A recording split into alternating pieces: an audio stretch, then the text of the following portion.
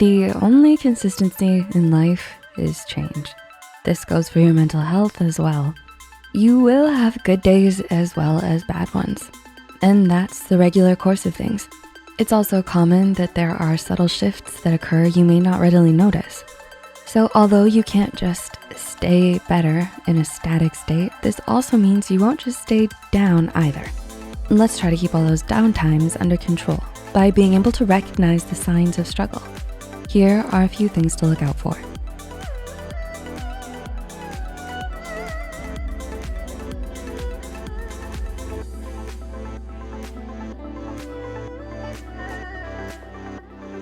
Number 1, you experience a drop in brain functioning. This one can be tough because your brain is your command center and is the very organ used to recognize the other signs.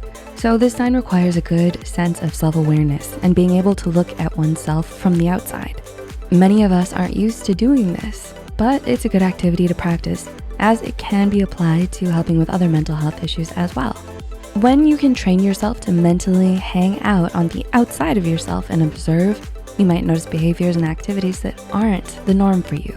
Signs include getting distracted more frequently, being consistently in brain fog, and you've been implementing illogical solutions like, I'm sure a cheeseburger will make everything better. It's easy to write these off as momentary lapses. There's a big review this week, so I didn't get much sleep, for example. And sure, you might be right. However, maybe don't totally dismiss this, as it's happened enough that you're now taking the step to observe yourself from the outside. Take note, even if they're physical notes to help you remember, as these may well also be subtle signs that your mental state is sliding down the slippery slope. Number 2, you isolate yourself from others. Have you noticed that your happy alone time is getting to be more of a 24/7 thing rather than simply the relaxing end of your day or the occasional weekend with a book? Again, is it more than your normal? Isolating yourself is more than being socially distant. Social isolation is that next level where you're putting in active effort to avoid other people.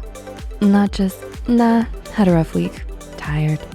As in you're now creating methods and plans for the purpose of eschewing human social activity. When it gets to this point, you're deliberately marginalizing yourself. Self-marginalization can be due to a phobia, in which case we encourage you to reach out to a professional if you require help, but it can also be due to your mental health. When the issue is from your mental health, it's more a state of suffering in silence, feeling annoyed and tired at having to pretend happy when you go out. You also find that you've lost interest in previously enjoyable things. Number 3, you have low energy. Yeah, low energy is a sign.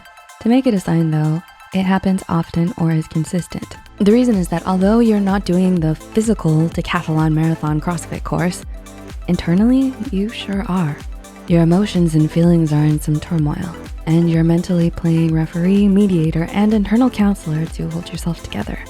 Although no specific cause for the overlap in fatigue and psychiatric disorders has been found as of yet, one can't deny the tiredness. We understand that being so exhausted plus dealing with life stuff is ultimately draining, and it can be extra difficult to figure out if this is mental health or not. So reach out to a professional for a clear, medically supported view and appropriate treatment. You do deserve to feel 3D and not 2D. And number 4, you really don't feel like yourself. This is a bit of an abstract sign that is difficult to give a concrete description. One description is that you're a sim, waiting for the next task to be assigned by the power outside, and then realizing you're also the power outside, but the power suddenly lost connectivity to the controls, so you can't control sim. You're experiencing episodes of what's called depersonalization or derealization. It's a dissociative feeling where things just feel off and you feel like you're along for the ride in your own body, and it's happening more than usual. Perhaps you're getting too mired in your own thoughts, but you can also easily get swept away in a wave of emotions, doubts, and negative thoughts, so much so that you forget who you are. So what do you do when you feel like you're floating away involuntarily? Find something tangible and solid that grounds you where you are. It could be the feeling of ice in your hands, listening to your breaths, essentially whatever helps you come back into your physical being. Once you've landed though, take a moment, take some deep, soul-filling breaths and take stock. It is normal to be a little freaked out, not knowing where you are. As with all of our information bits, we're super happy you're watching and learning, while at the same time, please don't take our word for everything. There are very qualified professionals out there who can give proper guidance. We're definitely not here to take their place. If you recognize any of these symptoms, feel free to comment, share, or even ask more questions. Okay.